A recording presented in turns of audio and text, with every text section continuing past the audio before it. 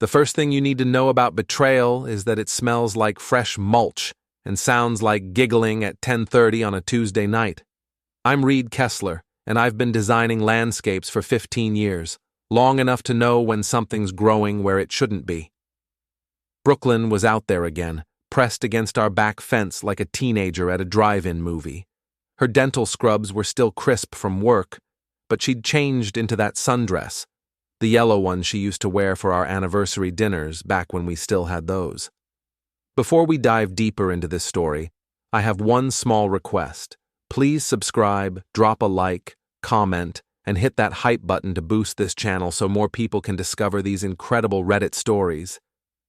"Hey, babe," I called from the workshop door, wiping sawdust from my hands. "What's so fascinating about the property line?" She jumped like I'd caught her stealing cookies. "Oh, just, checking the roses. They're looking a little peaked." The roses were 8 feet away from where she stood, but Brooklyn had never been good at lying. Probably why she went into dental work instead of sales. People can't talk back when you've got your hands in their mouths. "Travis seems nice," she added, too casually. "Very artistic." Travis Lennox, our new neighbor who'd moved in 3 weeks ago with nothing but a U-Haul, a gym membership, and apparently an unlimited data plan for late-night texting. I'd watched him through the kitchen window, 34, built like he'd never met a carbohydrate he couldn't bench press, with that carefully tousled hair that probably took longer to style than Brooklyn's. "Artistic how?" I asked, stepping closer to the fence. "Does he sculpt? Paint? Or is his art more interpretive?" Brooklyn's cheeks flushed pink. "He writes poetry.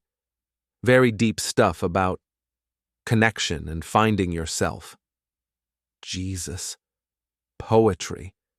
I should have seen this coming when she started buying new lingerie and claiming it was for herself.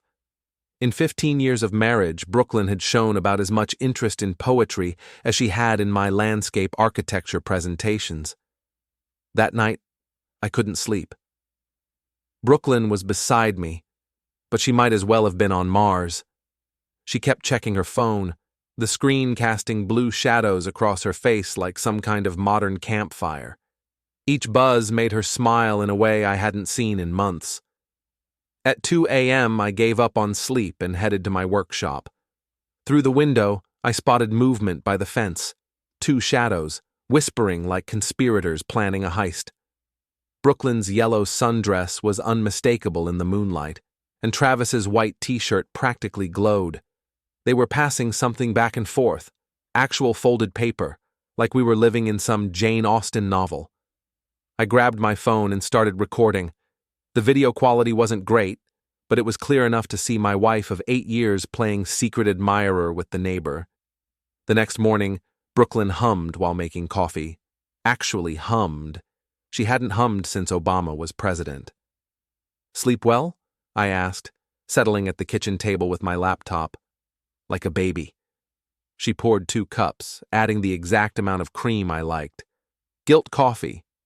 I'd seen this behavior before when she dented my truck and didn't tell me for a week. "That's nice.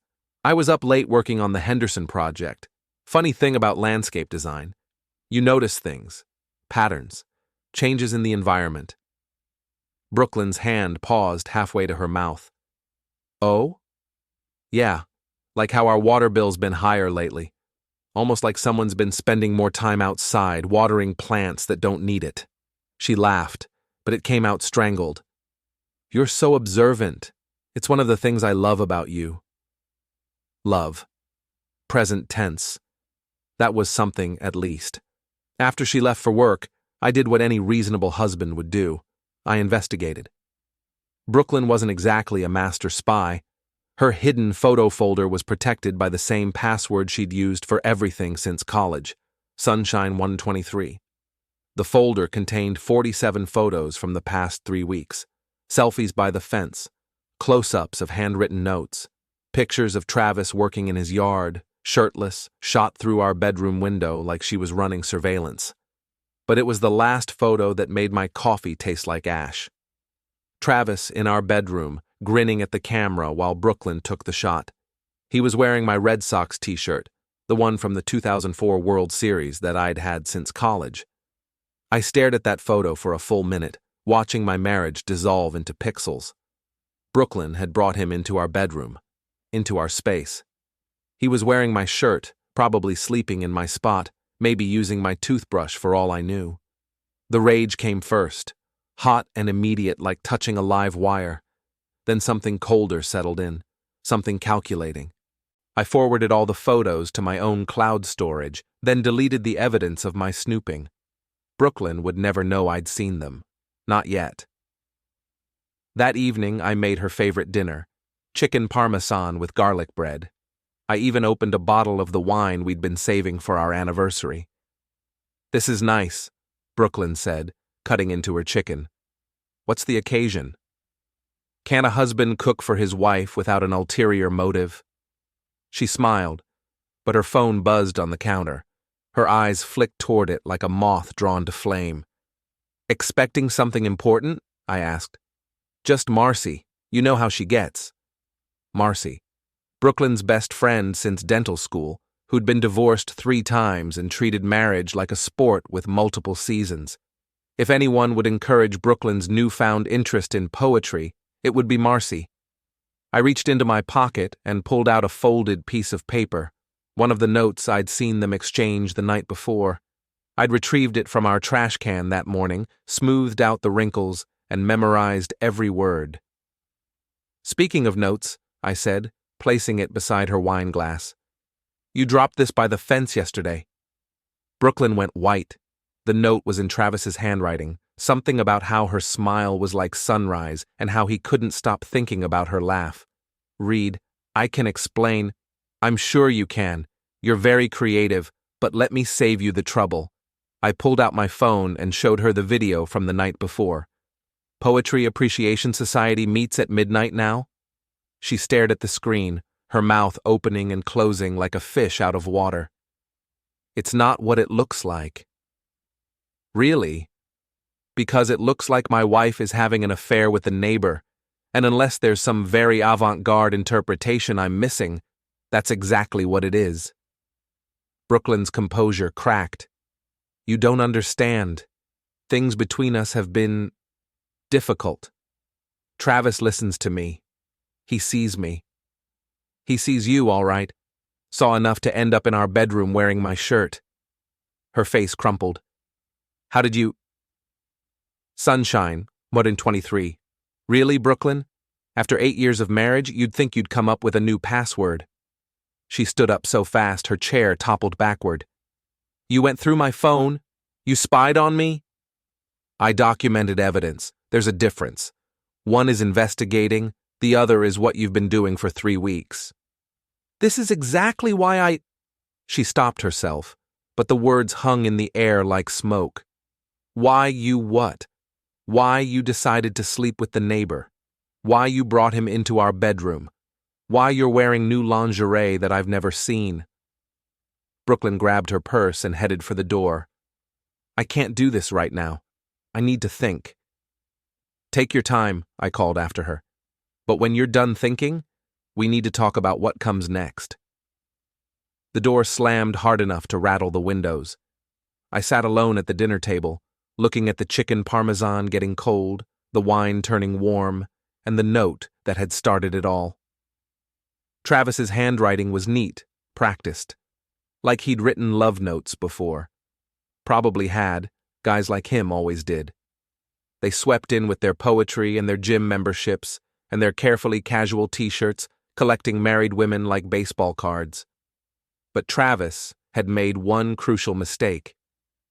He'd moved in next door to a landscape architect, someone who understood that the most beautiful gardens required the most careful planning, the most patient cultivation, and sometimes the most ruthless pruning.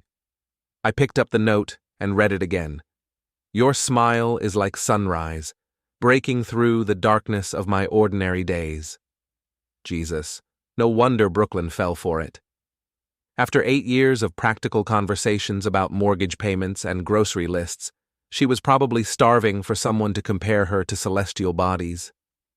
Well, if Travis wanted to play poet, I'd give him something to write about. The grass might be greener on his side of the fence, but I was about to show him that it was fertilized with something much more complicated than bullshit. Brooklyn didn't come home that night. Her car wasn't in Marcy's driveway either. I drove by around midnight just to check. Call it professional curiosity. When you've spent 15 years designing outdoor spaces, you develop an eye for things that don't belong. She finally walked through the door at 7 a.m., still wearing yesterday's dress and carrying her shoes. Her makeup was smeared, her hair looked like she'd been sleeping in a car, and she had that particular look of someone who'd made a decision they couldn't take back. "We need to talk," she said, setting her purse on the counter with shaking hands. "I'm listening. I want a divorce." Just like that. 8 years of marriage reduced to 4 words delivered in our kitchen while the coffee maker gurgled in the background. No apology, no explanation, no acknowledgement of what she'd done, just a clean surgical cut. Because of Travis? Because of us. We've been drifting apart for years, Reid. You know it, I know it. Travis just helped me realize what I was missing. What you were missing. Right. I poured myself coffee, keeping my voice steady.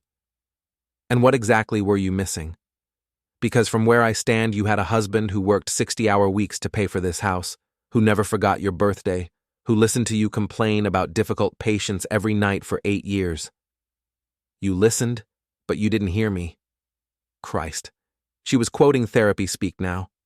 Probably something Travis had whispered in her ear between sonnets about her radiant beauty. "Okay," I said. "Divorce it is. I assume you've thought this through? The house, the finances, how we split everything?" Brooklyn looked surprised, like she'd expected me to fight or beg or make some grand gesture. "You're okay with this?" "I'm not okay with my wife cheating on me with the neighbor. But if you want out, I'm not going to chain you to the radiator. We're adults. We can handle this like adults."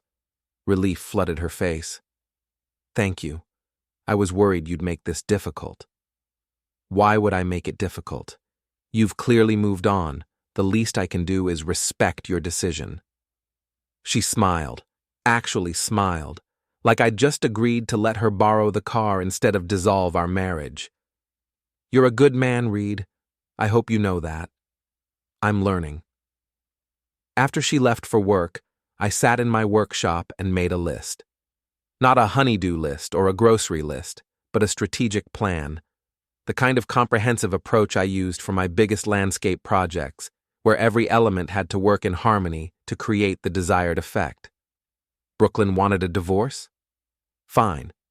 But she was going to discover that untangling 8 years of shared life wasn't as simple as packing a suitcase and skipping off into the sunset with her poet neighbor. First, I called my lawyer. Jim Hendricks had handled the closing when we bought the house, and he'd been playing poker with my dad for 20 years. He was old school, the kind of attorney who still wore suspenders and kept hard candy in his desk drawer. "Divorce, huh?" Jim's voice crackled through the phone. "Sorry to hear it, son. What are we looking at here?" "Adultery. I've got photos, videos, documentation. She wants to make it simple, but I want to make sure I'm protected." Smart man. You'd be amazed how many guys come in here after their wives have cleaned out the bank accounts and moved to Florida. Email me everything you've got. We'll make sure this stays civilized but fair. Next, I called Mike Derry, the real estate agent who'd sold us the house. Mike was a gossip with a real estate license, the kind of guy who knew which houses had foundation problems and which marriages were heading for the rocks before the couples did themselves. "Reid, how's the landscape business? Brooklyn still fighting the good fight against tooth decay?" "Actually, Mike, we're thinking about selling, testing the market, you know? See what the house is worth these days." "Interesting timing.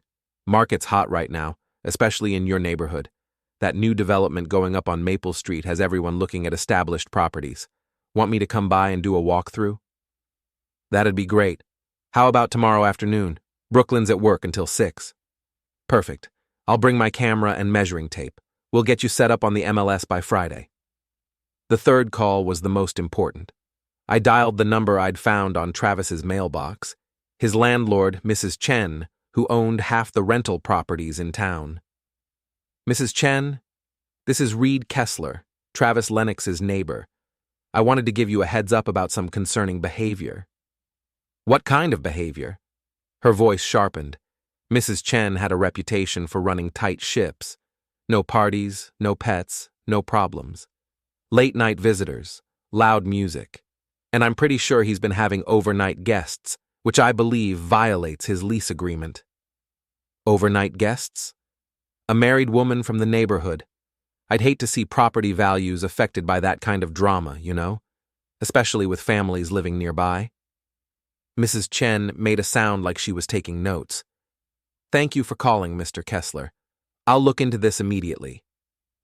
By the time Brooklyn came home that evening, I'd set 3 separate plans in motion. She found me in the workshop, sketching designs for the Henderson project like it was any other Tuesday. How was your day? She asked, hovering in the doorway like she wasn't sure she was still welcome in my space. Productive. Made some calls, handled some business. You? Fine, good. Listen, I was thinking, maybe I should stay at Marcy's for a while. Give us both some space to figure things out. Whatever makes you comfortable. She packed 2 suitcases, moving through the house like a ghost haunting her own life. I watched from the kitchen table, drinking beer and pretending to read landscape architecture magazines. I'll call you, she said, standing by the front door with her bags. About the divorce stuff, lawyers and all that. No rush. Take your time. After she left, I walked through the house we'd shared for 5 years. The mortgage had 3 years left on it. We'd painted the bedroom last spring, installed new hardwood floors in the living room, upgraded the kitchen appliances. Brooklyn had picked out most of the furniture, but I'd built the deck, landscaped the yard, turned this place into something worth coming home to. Now it felt like a museum of a marriage that had faded while I wasn't paying attention. My phone buzzed. A text from an unknown number. Brooklyn told me about the divorce. Sorry, man. No hard feelings? Travis. The snake was texting me like we were old drinking buddies having a minor disagreement about a football game. I typed back, no hard feelings. Good luck with everything. Let him think I was rolling over. Let him believe he'd won without a fight. In landscape design, the most dramatic reveals came from careful preparation and perfect timing. You planted the seeds, tended the soil, and waited for the right moment to let nature take its course. Travis was about to learn that some gardens were more carefully cultivated than others. The next morning, Mike Derry arrived at 9 a.m. sharp, armed with a clipboard and enough enthusiasm to power a small city. He measured rooms, took photos, and made appreciative noises about the crown molding and hardwood floors. This is a beautiful property, Reid. Really beautiful. The landscaping alone adds 20 grand to the value. You've got a real eye for this stuff. Thanks. What do you think we're looking at price-wise? In this market? $450, maybe $475 if we get a bidding war. The location's perfect. Quiet street, good schools, close to downtown but not too close. This place will sell fast. How fast? List it Friday, open house Sunday, offers by Tuesday. I guarantee it. That afternoon, I drove to Murphy's Tavern, the kind of bar where divorced guys went to drink away their alimony payments and complain about their ex-wives.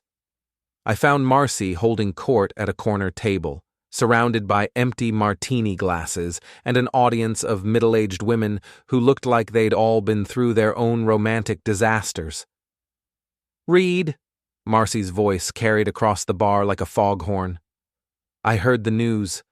I'm so sorry, honey. I slid into the empty chair across from her. These things happen. Brooklyn seems happy, and that's what matters. You're being very mature about this. Most men would be throwing tantrums and hiring private investigators. What would be the point? She's made her choice. I just want everyone to be happy. Marcy leaned forward, lowering her voice to what she probably thought was a whisper. Between you and me, I think she's making a mistake. Travis is gorgeous, sure, but he's got baggage. Serious baggage. What kind of baggage? His ex-girlfriend, Jane something. Total psycho. She stalked him for 2 years after they broke up, keyed his car, showed up at his job, sent letters to his mother. That's why he moved here, to get away from her. I filed this information away like a gardener storing seeds for the right season. That sounds terrible. Oh, it was. Brooklyn doesn't know about any of it, of course. Travis is keeping that little detail to himself. But I looked the girl up on Facebook, Jane Flanders. She's still posting about him, still convinced they're meant to be together. It's actually kind of scary. Scary how? She's one of those women who doesn't understand that no means no. The kind who thinks love conquers all, including restraining orders. Marcy finished her martini and signaled for another. Want my advice? Let Brooklyn have her poet.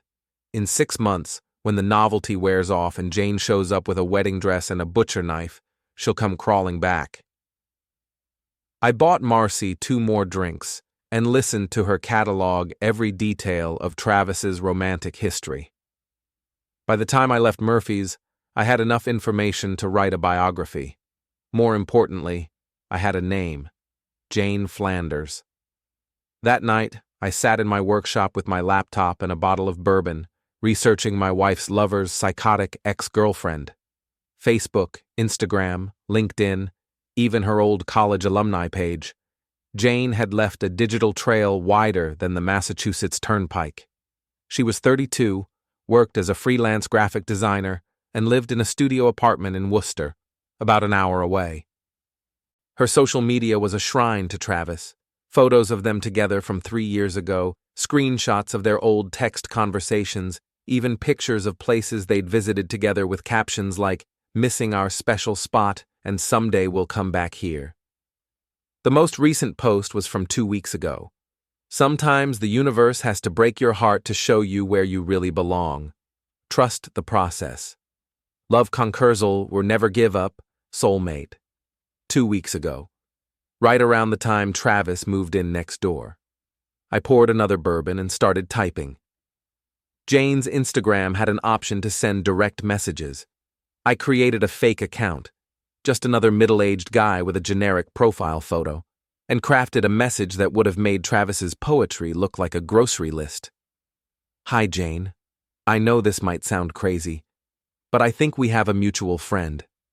Travis Lennox? I live in his neighborhood and couldn't help noticing he seems really lonely. He talks about someone from his past all the time. Someone who really understood him. I thought maybe you'd want to know he's been asking about you. I hit send and closed the laptop. Seeds planted. Now all I had to do was water them and wait for something beautiful to grow. Jane responded within 12 hours. Her message was 3 paragraphs of barely contained excitement, punctuated with heart emojis and exclamation points. She wanted to know everything: where Travis was living, what he was doing, whether he seemed happy. Most importantly, she wanted to know if he'd mentioned her name. I told her he had, that he seemed lost without her, that he'd moved to our quiet neighborhood to find himself, but appeared to be struggling with loneliness and regret. I painted a picture of a man haunted by what he'd lost, too proud to reach out but desperate for reconnection. It was complete bullshit, but Jane ate it up like chocolate cake. Meanwhile, Brooklyn had been living at Marcy's for a week, and the cracks in her fairy tale were already starting to show. She called me every other day with practical questions. Where did we keep the insurance papers? Which account was set up for automatic bill pay? Did I know the password for her Netflix account? 8 years of shared life couldn't be untangled with a single conversation and 2 suitcases. I need to come by and get some things, she said during one of these calls. Clothes, my jewelry box, some books. When works for you? Is Saturday morning okay? I don't want this to be awkward. Saturday morning. The same day I'd scheduled the first open house with Mike Derry. Saturday's perfect, I said. Take your time. Mike arrived at 8 a.m. to set up signs and stage the house. He brought flowers for the kitchen table, expensive candles for the bathrooms, and enough air freshener to make the place smell like a department store. Open houses are theater, he explained. arranging throw pillows on the couch. We're selling a lifestyle, not just square footage. People need to imagine themselves living here, raising kids here, growing old here. What if someone's already living here? Well, sure, but they won't be for long, right? That's the whole point. At 9:30, Brooklyn's car pulled into the driveway.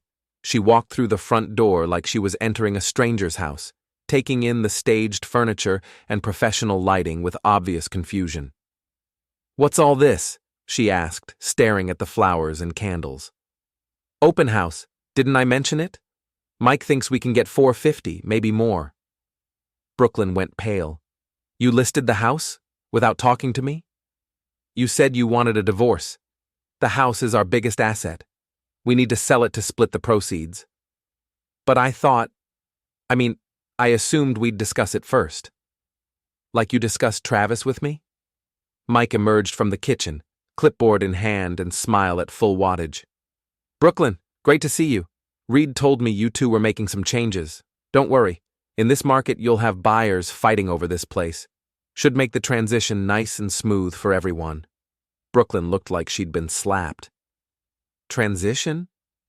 "The divorce," Mike said cheerfully. "Reid mentioned you were both ready to move on. Smart to sell now while the market's hot. In 6 months, who knows? Interest rates could spike. Inventory could flood the market. Timing is everything in real estate." I watched Brooklyn process this information. In her mind, the divorce was supposed to be simple. She'd move in with Travis, I'd stay in the house, and we'd figure out the details later. She hadn't considered that I might not want to live in a place filled with memories of our marriage, or that I might need my share of the equity to start over. "I need to get my things," she said quietly. While Brooklyn packed boxes in the bedroom, the first potential buyers arrived. A young couple with a toddler looking for their starter home. They walked through the rooms with the kind of wide-eyed optimism I remembered from when Brooklyn and I had first seen this place. "The backyard is perfect," the wife said, peering through the kitchen window. "Plenty of space for a swing set." "The previous owners really took care of this place," Mike said. "Look at that landscaping. Professional grade work." More buyers arrived throughout the morning. Empty nesters looking to downsize. A divorced dad who needed something close to his kids' school. A young professional couple who loved the hardwood floors and updated kitchen. Brooklyn made 3 trips to her car, loading boxes with increasing urgency. Each time she passed through the living room, she had to navigate around strangers examining our light fixtures and discussing paint colors. By the 4th trip, she looked like she was about to cry. "This is humiliating," she whispered to me in the hallway. "These people are walking through our bedroom, talking about changing everything." "It's not our bedroom anymore," I said gently. "You made that choice when you decided you wanted something different. I didn't think, this all feels so final. Divorce tends to be final. That's kind of the point." Around noon, a woman arrived alone. Mid-30s, shoulder-length brown hair, driving a Honda Civic with Massachusetts plates. She introduced herself to Mike as Jane Flanders and explained that she was relocating for work, looking for something quiet and private. I watched from the kitchen as Jane toured the house, paying special attention to the windows that faced Travis's property. She asked detailed questions about the neighborhood, the neighbors, whether it was the kind of place where people looked out for each other. "Very close-knit community," Mike assured her. "The kind of place where everyone knows everyone. Great for single professionals who want to feel connected." Jane nodded enthusiastically. "That sounds perfect. I'm looking for somewhere I can really put down roots, you know? Build relationships that last." When she reached the master bedroom, Jane spent a long time at the window that overlooked Travis's backyard. I could see her calculating angles, measuring distances, probably planning the best spots for surveillance equipment. "The view is lovely," she told Mike. "Very intimate, like you could really get to know your neighbors." Brooklyn was in the walk-in closet, packing her winter coats. I could hear her sniffling, probably crying over the cashmere sweater I'd bought her for Christmas 2 years ago. She had no idea that her replacement was standing 10 feet away, planning a front-row seat to her new relationship. After the open house ended, Mike was practically vibrating with excitement. 3 serious inquiries already, and that's just day 1. The couple with the toddler wants to make an offer, and that single woman, Jane, she seemed really interested, asked a lot of questions about the neighborhood. What kind of questions? Oh, typical stuff. Schools, crime rates, whether the neighbors were friendly. She seemed particularly interested in the guy next door. Asked if he was single, whether he seemed like the social type. Brooklyn had finished packing and was loading the last box into her car. She looked exhausted, defeated, like someone who'd just realized that actions have consequences, and consequences aren't always convenient. "I'll call you," she said, not meeting my eyes. "About the lawyers and everything. Take care of yourself, Brooklyn." After she left, I sat on the front porch with a beer, watching Travis work in his yard. He was shirtless again, because of course he was, trimming hedges with the kind of focused intensity that suggested he was working out frustrations rather than actually gardening. My phone buzzed. A text from Jane. "I saw the house today. It's perfect. Do you think Travis would be happy if I moved in next door? I want to surprise him, but I don't want to seem too forward." I typed back, "I think he'd be thrilled. He's mentioned feeling isolated since the move. Having a friendly neighbor might be exactly what he needs. Should I tell him I'm looking at houses in the area?" I'd keep it as a surprise. Men love grand gestures, especially from women who really understand them. 3 dots appeared, disappeared, appeared again. Jane was crafting her response carefully. "You're right. I want this to be special, romantic, like something out of a movie." "It will be. Trust me." That evening, I called Jim Hendricks to update him on the divorce proceedings. "Brooklyn's lawyer contacted me today," he said. "They want to fast-track everything, keep it simple and amicable." "What does that mean?" 50-50 split on assets, no alimony since you both work, standard no-fault divorce. They're hoping to have papers signed within 30 days. "That works for me." "You sure? You've got grounds for a fault-based divorce with the adultery evidence. Could affect the asset split in your favor." "I'm not interested in dragging this out. Let's keep it clean."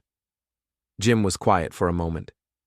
"You're being awfully generous, considering the circumstances." "I'm being strategic. Sometimes the best revenge is giving people exactly what they think they want." "If you say so. I'll draw up the papers." The next morning, I drove to Worcester to scout Jane's neighborhood. Her apartment building was a converted Victorian house divided into 6 units, the kind of place where graduate students and struggling artists lived while they figured out their lives.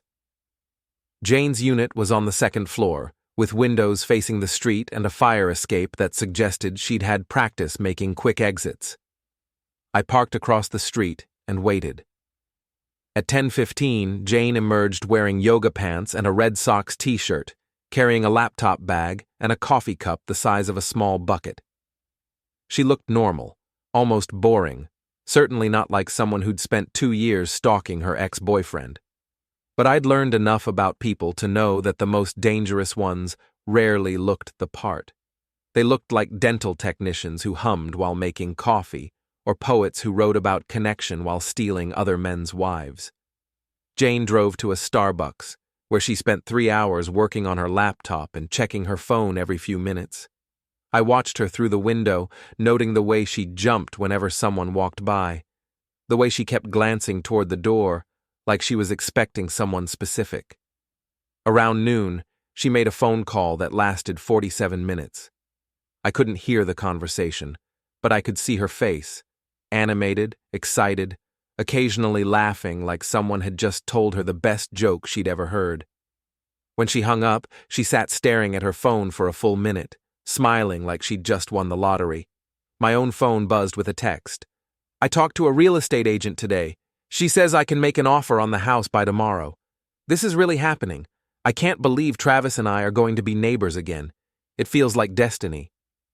I typed back, "Destiny has a funny way of bringing people together. I'm happy for you." "Do you think I should tell him now? I'm so excited I can barely contain myself." I'd wait until the offer is accepted. You don't want to jinx it. You're so wise. Travis always said he was attracted to people who really understood timing and patience. Travis had said no such thing, but Jane was building her own narrative now, weaving fantasy and reality into something that made sense in her world. I was just providing the thread. That afternoon, Mike called with an update. Jane Flanders submitted an offer. Full asking price, cash deal, no contingencies. She wants to close in 2 weeks. Cash? Apparently, she came into some money recently, inheritance or something. The point is, she's serious, and she can move fast. What do you think? I thought about Brooklyn, probably at Travis's place right now, planning their future together while her divorce papers were being drafted and her lover's stalker was preparing to become their next-door neighbor. I think it sounds perfect, I said. Let's accept it. The seeds I'd planted were beginning to sprout. Soon, it would be time for the harvest. The closing happened on a Thursday morning in Mike Derry's office, a cramped space that smelled like coffee and desperation. Jane arrived 15 minutes early, clutching a leather folder and vibrating with nervous energy. She'd dressed up for the occasion. Black dress, heels, makeup applied with the precision of someone who'd watched YouTube tutorials. Big day, I said, settling into the chair across from her. The biggest. I still can't believe this is really happening. Jane's hands shook as she signed document after document. It feels like a dream. Dreams have a way of coming true when you're patient enough. After the closing, Jane insisted on buying me lunch. We went to a diner near the real estate office, where she ordered a salad she didn't eat and talked nonstop about her plans for the house. I'm thinking of painting the bedroom yellow, she said, pushing lettuce around her plate. Travis always loved yellow, said it reminded him of sunshine and new beginnings. That sounds perfect. Do you think he'll be surprised? I mean, I know you said he'd be happy, but what if he thinks I'm being too forward? Moving too fast? I leaned back in my booth, studying Jane's face. She was pretty in an unremarkable way, the kind of woman who'd be attractive if she weren't so obviously desperate. Her eyes had that particular brightness that came from living too long on hope and not enough on reality. Jane, can I ask you something personal? Of course. How long since you and Travis broke up? 2 years, 3 months, and 16 days. But who's counting? She laughed, but it came out hollow. I know that sounds pathetic. Everyone thinks I should move on, find someone new. But when you know someone is your soulmate, you don't just give up. What makes you so sure he's your soulmate? Jane's face transformed, taking on the dreamy expression of someone recounting a religious experience. Everything. The way we met. I was crying in a coffee shop after a terrible job interview, and he bought me a latte and told me everything would be okay. The way we could talk for hours about anything and everything. The way he looked at me like I was the only person in the world who mattered. That sounds special. It was. Is. I know he felt it too. The connection was too strong to be one-sided. But Travis gets scared when things get too real. He runs away from love because he's afraid of being hurt. Is that why you two broke up? Jane's expression darkened. He said I was too intense, too needy, that I was suffocating him and he needed space to figure things out. But I knew he didn't really mean it. He was just scared of how much he loved me. So you gave him space? I tried, but love doesn't just disappear because someone's afraid of it. I kept reaching out, trying to show him that what we had was worth fighting for. His friends turned him against me, convinced him I was some kind of stalker. The word hung in the air between us like smoke. Jane seemed to realize what she'd said because she quickly backpedaled. Not that I was stalking him. I was just persistent. When you love someone, you don't give up at the first sign of trouble. You fight for them. Of course you do. Exactly. And now the universe is giving us another chance. I'll be living right next door and he'll see that I've grown, that I've learned to give him the space he needs while still being available when he's ready. I paid for lunch and walked Jane to her car. She hugged me goodbye, a long, tight embrace that felt more like gratitude than affection. "Thank you," she whispered, "for everything, for helping me find my way back to him." "I didn't do anything. This was all you." "No, you believed in true love when everyone else told me to give up. That means everything." I watched her drive away, probably heading back to Worcester to pack her life into boxes and prepare for her grand romantic gesture. In 2 weeks, she'd be living next door to Travis, with a perfect view of his backyard and unlimited opportunities to demonstrate her devotion. Brooklyn called that evening while I was packing my own boxes. The house felt different now that it belonged to someone else, smaller somehow, like it was already forgetting the 8 years we'd spent within its walls. "I heard about the house," she said without preamble. "Marcy told me it sold." "Fast market. Mike wasn't kidding about that." "Who bought it?" "Single woman, professional, relocating for work. Seemed nice." Brooklyn was quiet for a long moment. "This is really happening, isn't it? The divorce, selling the house, all of it." "You sound surprised." "I guess I thought—" I don't know what I thought. That maybe we'd take more time, figure things out gradually. "Brooklyn, you moved in with another man. There's not much to figure out." "I know. You're right. It's just, everything's moving so fast. Divorce tends to do that, creates momentum." "Where are you going to live?" I'd rented a furnished apartment across town, a temporary place while I figured out what came next. But I didn't tell Brooklyn that. Let her think I was struggling with the transition, maybe even having second thoughts. "I'll figure something out. Don't worry about me." "I do worry. Despite everything, I still care about you." "I know you do." After she hung up, I continued packing. Books, tools, clothes, the accumulated debris of a life I was leaving behind. It was liberating in a way I hadn't expected, like shedding skin that had grown too tight. The divorce papers arrived the following Monday, delivered by a courier who looked bored by the whole process. 50-50 split of assets, no alimony, no fault dissolution of marriage. Brooklyn had signed her name with a flourish, like she was autographing a book instead of ending a marriage. I signed my own name with equal ceremony and mailed the papers back to Jim Hendricks. 8 years, reduced to legal documents and financial calculations. Jane moved in on a Saturday. I watched from my car as a small moving truck backed into the driveway, followed by Jane's Honda and a silver SUV I didn't recognize. The SUV belonged to a woman about Jane's age, probably a friend recruited to help with the transition. Jane directed the movers with military precision, pointing toward windows and explaining sightlines like she was setting up surveillance equipment instead of furniture. The friend looked increasingly uncomfortable as Jane described her perfect view of the neighbor's yard and her plans to accidentally run into Travis during his morning jogs. "Jane," the friend said, loud enough for me to hear from across the street, "this is starting to sound a little what?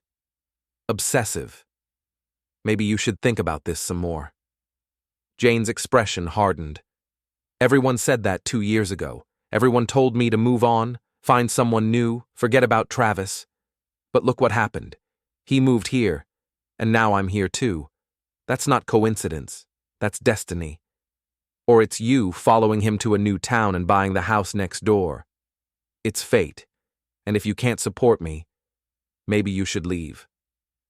The friend left an hour later, shaking her head and muttering something about restraining orders. Jane didn't seem to notice. She was too busy arranging furniture to maximize her view of Travis's property. That evening, I drove by the house one last time. Jane had hung yellow curtains in the bedroom window, the same bedroom where Brooklyn and I had slept for 5 years, where she'd taken that photo of Travis wearing my Red Sox shirt. The curtains were sheer enough to see through, but thick enough to provide the illusion of privacy. Perfect for watching. Perfect for being watched. My phone buzzed with a text from Jane. "I'm officially moved in. Haven't seen Travis yet, but I know he's home. His lights are on, and I can hear music. Should I go introduce myself tonight or wait until tomorrow? I typed back. I'd wait. Let him discover you naturally. The surprise will be more meaningful that way. You're right. I want this to be perfect. It will be. The next morning, I parked across the street at 6 a.m. and waited.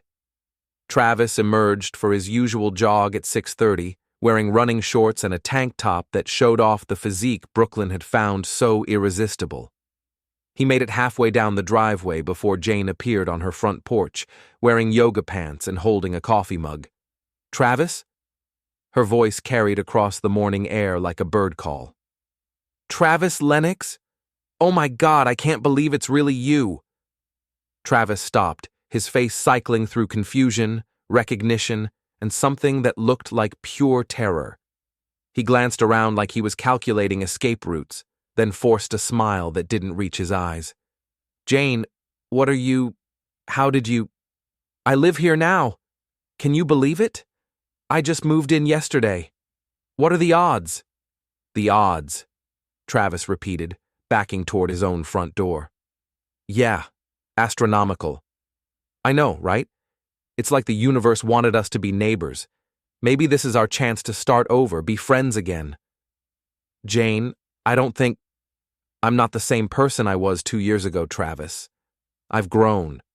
I've learned to respect boundaries and give people space. I just want to be a good neighbor." Travis looked like he'd rather be anywhere else on Earth. That's great, Jane. Really. But I should probably get going. Long day ahead." "Of course, don't let me keep you, but maybe we could have coffee sometime? Catch up like old friends?" "Maybe. We'll see." Travis jogged away like he was being chased by wild dogs.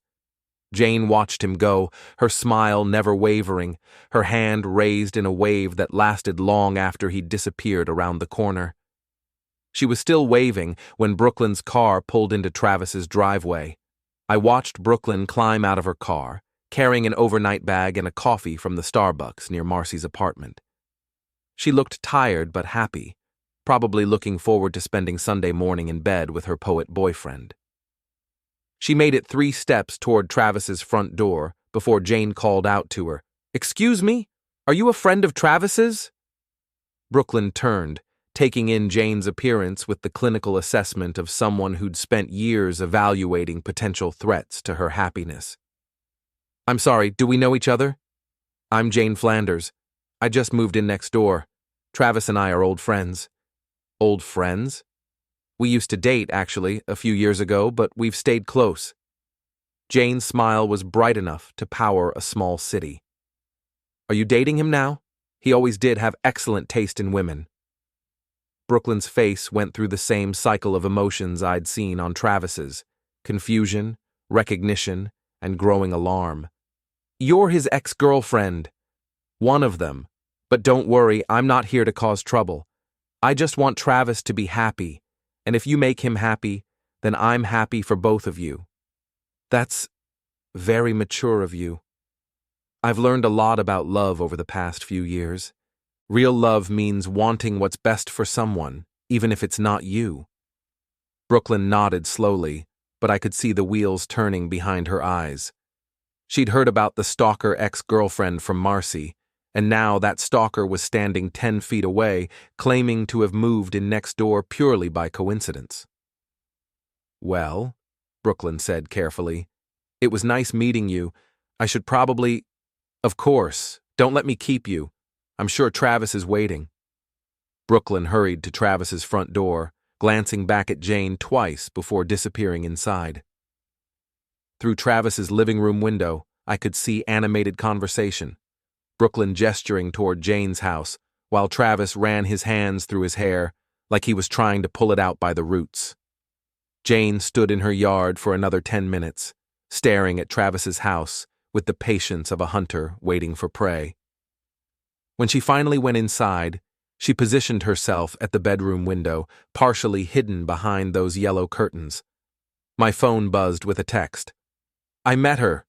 The woman Travis is seeing. She seems nice, but I don't think she really understands him the way I do. She looked nervous when I mentioned our history. Do you think she's threatened by me? I typed back. Some people are intimidated by deep connections they don't understand. Give it time. You're right. True love always wins in the end. I drove home to my furnished apartment, poured myself a bourbon, and raised the glass in a toast to the empty room. The seeds had been planted, watered, and carefully tended. Now they were growing into something beautiful and terrible, spreading roots that would choke out everything else in the garden. Brooklyn wanted her poet. Travis wanted his freedom. Jane wanted her soulmate. They were all about to get exactly what they deserved.